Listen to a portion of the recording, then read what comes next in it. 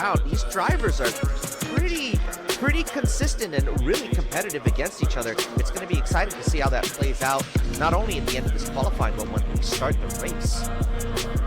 Oh, absolutely.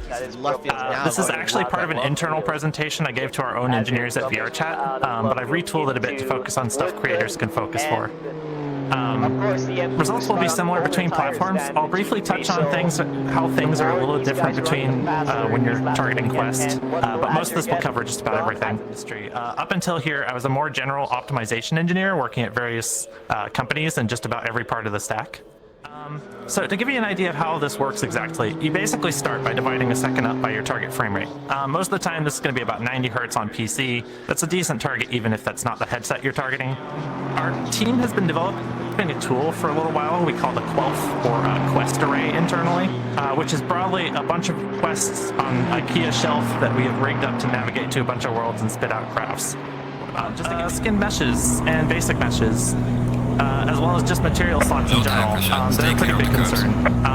Each one of these requires the CPU to tell the GPU to render something, which is called the draw call, which add up pretty quickly. They're a pretty significant part of GPU's or VRChat CPU costs. If you have a bunch of materials using the same shader, try to combine these.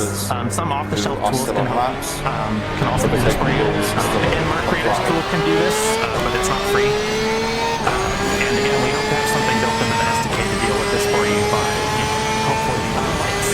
Lights are, don't use lights. Basically, multiply the cost of every single person around you. Grab passes can get out of hand very quickly performance-wise, because they basically have to force another render pass step for each one. This is hello. Yes, I have a question here from Helipop. Green light, go, go, go. Things to look at, such as clear on the right.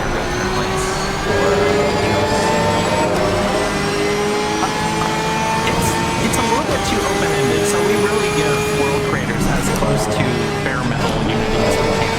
So you can do just about anything with it. In general, I would avoid real-time lights at all. It would be nearly impossible to put like a static ranking on it the way we do with avatars, because avatars have a basic set of things, and you can expect that they're going to maybe at worst use all their features at once, but worlds will be using it, toggling things in and out to make sure that performance is better. So we really can't statically analyze them. That said, we're trying to introduce as much into the SDK as we can to make it easier for world creators to create performant content, and hopefully eventually be able to give some easy ways to test it rather than having to run your own profiler.